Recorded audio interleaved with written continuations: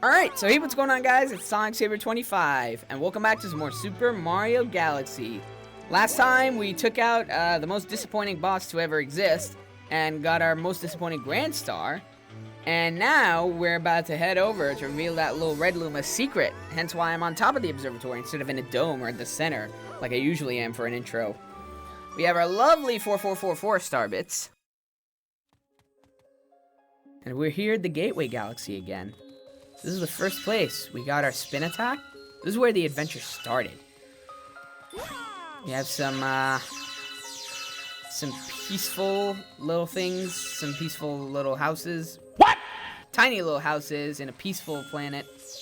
Just some serene music, you know, star bits raining down from the sky, nearly hitting us. So like you watch, you get like almost like anxiety from the fact that they could possibly smack your nose off your face. It's just great, you know? It's nice to watch, to listen to. But we're not here for that. If we go back up to where we first met Rosalina,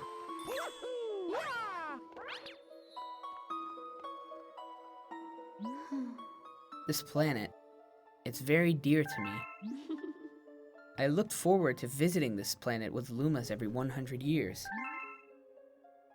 The Luma that's been traveling with you may also grow up to be a star one day. Some Lumas become planets, some become comets, and a few become power stars. Not to ruin the mood, but it's the really dickish ones that become the comets, let me tell you. I'm traveling with them while they look for a place to be reborn. But I never thought all this would happen. Wow, Mama must really trust you. Well, how about this? If you grab all 100 purple coins here, you'll earn my trust too. How does grabbing 100 purple coins give trust? It just doesn't make sense. This is a red star. It holds the power of the red Lumas. But the really amazing part of that is it allows you to fly after you spin in midair. Yes, fly! While pressing A, you can pick the direction you want to fly with your control stick. If you can collect 100 purple coins, I'll let you use my power somewhere else. Alright, is that all you have to say? This is a red... Oh, blah, blah, blah, blah, blah. Alright, great. Alright. Okay, so that is the power of the red star. So without further ado, you transformed into Flying Mario. Spin when jumping to fly. And with that, we have our final power-up for the game. This is Flying Mario.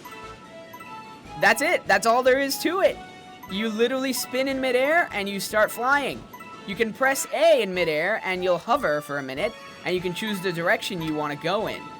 This is probably my favorite power-up in this game. It's such a shame that this is the only galaxy in which you can use it. Well, they say they'll let you use their power somewhere else. But, I mean, yeah, that somewhere else is, in all reality, fairly, you know, disappointing. You don't really get to use it in-game as much. If you ever want to cancel out of the flight, you can just ground pound. It's just amazing to just fly around this entire planet, you know? Alright, let's go ahead and this music, too, it's great. So if you don't recognize this music, it's probably because you haven't played Super Mario Galaxy 2. This is sort of a remix version of this theme is used as the first mission's theme. Also, if you spin in midair, you can sort of attract these purple coins to you. It does have that little bit of a attracting ability. You can also spin in midair and take out the bad guys, of course. Now, I don't know if it's spinning in general that attracts the purple coins to you, or if it's a property of the purple coins, or if it's a power of the red star. Seeing as how I can do it on the ground, I'm guessing that it's a property of the purple coins rather than the red star. Oh. But man, it's just so great to watch, you know? Like, I never expected to be able to fly. Well, I mean, technically you do fly with the launch stars in this game, but I never expected to have a power-up that literally lets you fly like this.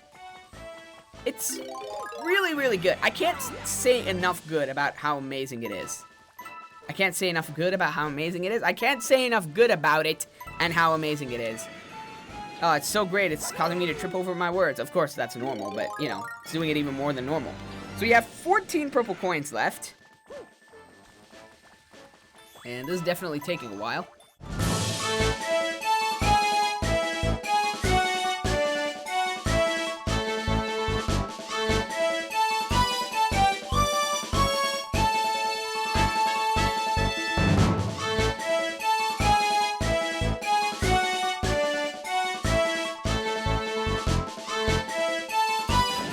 I don't know how. I guess you earn the Luma's trust that you can use this power skillfully and don't just, you know, plummet to your death, I guess. I don't know. I mean, technically, you can't die in the observatory. Now, where's that last purple coin? Though, if I do have to say, if I have to give this power one criticism, it's the camera. That's literally the only bad thing I can say about it. And it's not even that bad. And there it is. And we have a red power star, interestingly enough.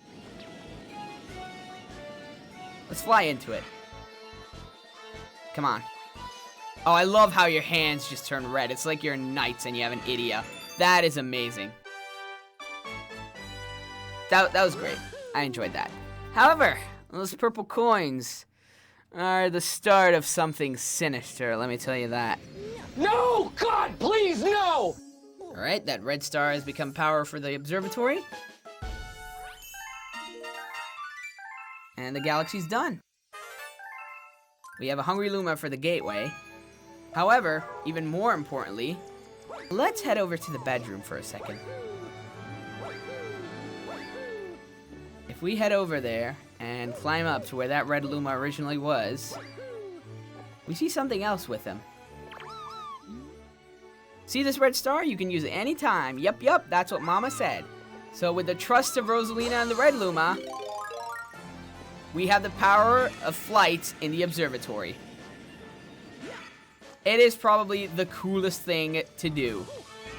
There are tons and tons and tons of one-ups. I'm pretty sure there are 5 you can access in the observatory. Bruh. And this makes short work of it all. So that one-up all the way at the tippy top of the observatory. I don't know if it existed before you got this power-up. You stupid. But you can get it now. Now, you can't fly up too high. You do fall down after a certain amount of time. So you can't, like, fly. I don't know, actually. Can you fly to these galaxies? I'm pretty sure you can. However, it looks like I'm testing the limits. Nope. Yep. So we have a Hungry Luma here. Let's go ahead and finish it off with this, shall we?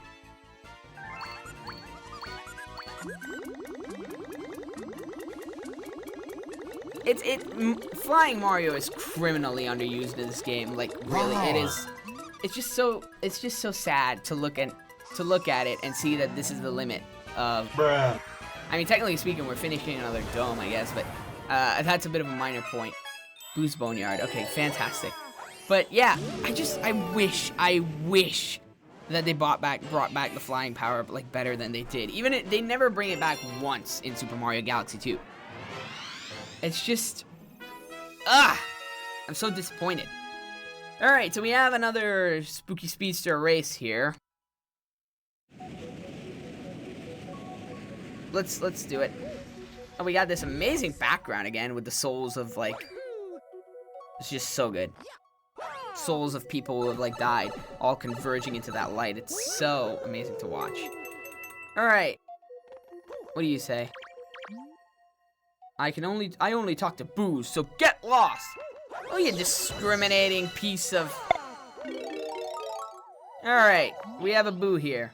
Hey, the name's Jillboard. Listen, you remember how to move around as a boo? Shut up! Also, you just saw me transform into it, too. Yee, so you're after it, too? Yep. We're gonna race you for another it. Let's go. Now, as a boo, I did forget to mention, it does get important in this race. Your movement is actually affected by fans.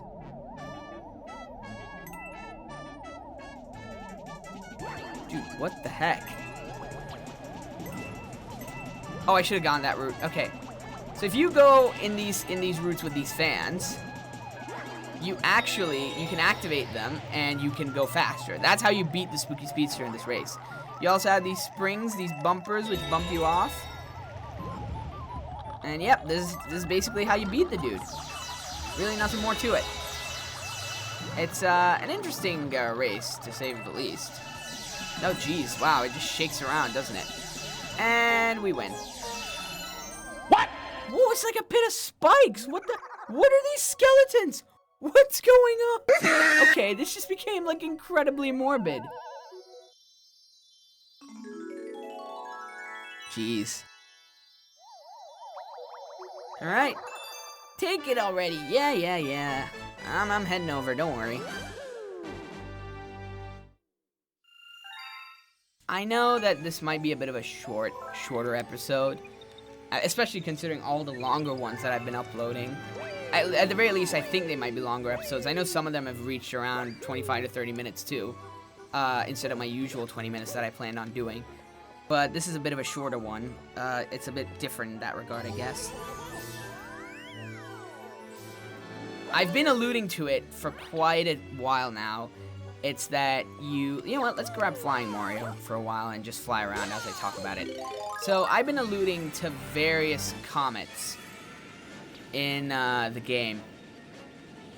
And there are these comets that exist and they appear after you finish the final boss.